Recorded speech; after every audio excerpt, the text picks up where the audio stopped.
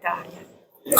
Sì, la burocrazia è uno stalker che accompagna la nostra quotidianità e che rende la nostra vita come una corsa ad ostacoli. È come avere sempre un nemico in casa che non soltanto ci rende difficile la vita, rende difficile la vita delle famiglie e dei cittadini, ma anche mina quella che è la potenzialità economica delle nostre imprese, perché nella maggior parte dei casi, quando la realizzazione di un progetto richiede troppi tempi, l'imprenditore lascia perdere, non è possibile. È il momento di voltare pagina, ha parlato di una rivoluzione copernicana che lei vuole intraprendere a partire dal Veneto.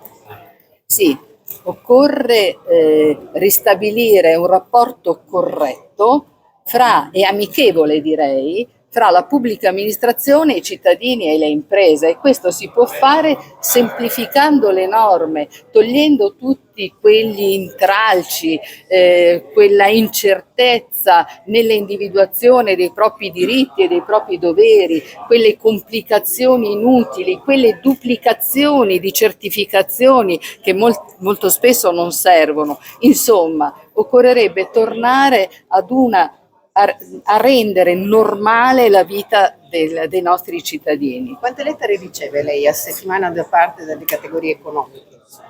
Tantissime, da tutte le categorie economiche, ma anche dai cittadini che sono stanchi di percorrere gli uffici per fare cose semplicissime. Questo è il tema.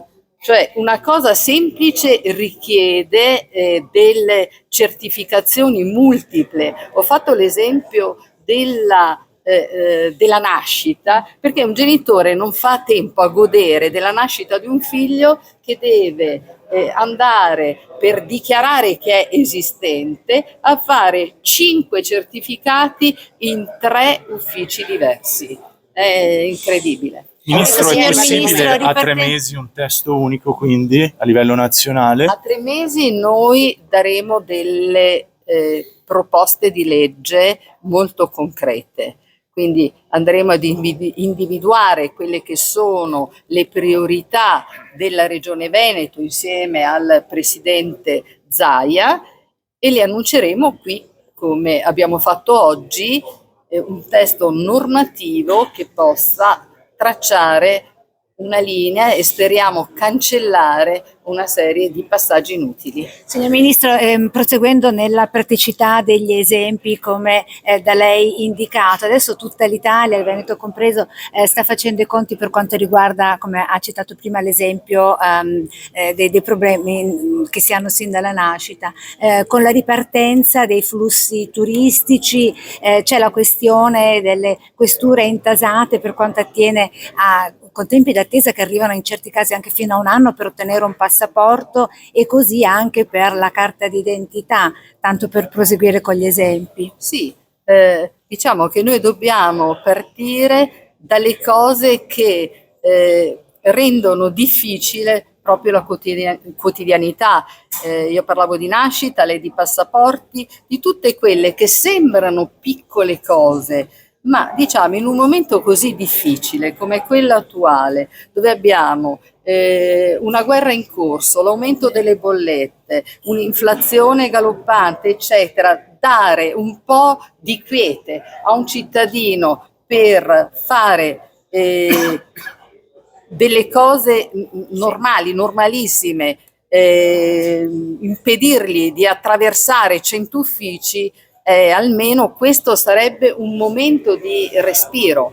L'autonomia differenziata è prevista dalla Costituzione per la riforma del presidenzialismo, lei ha eseguito una serie di consultazioni. Sì, per l'autonomia differenziata probabilmente ci sarà questa presentazione di un disegno di legge che poi andrà in Parlamento, in Consiglio dei Ministri, probabilmente dico giovedì, non abbiamo ancora l'ordine del giorno.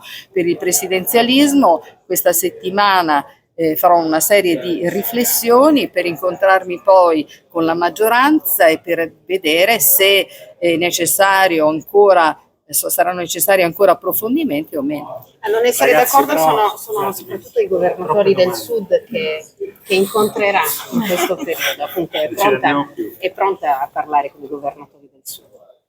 Ma sono pronta da sempre a parlare con i governatori del sud, perché l'autonomia differenziata porterà al sud una migliore allocazione delle loro risorse. Il sud ha delle potenzialità enormi che non è ancora talvolta riuscita ad esprimere. Tutto qua. L'autonomia differenziata non deve far paura a nessuno, perché non porterà danni a nessuna regione.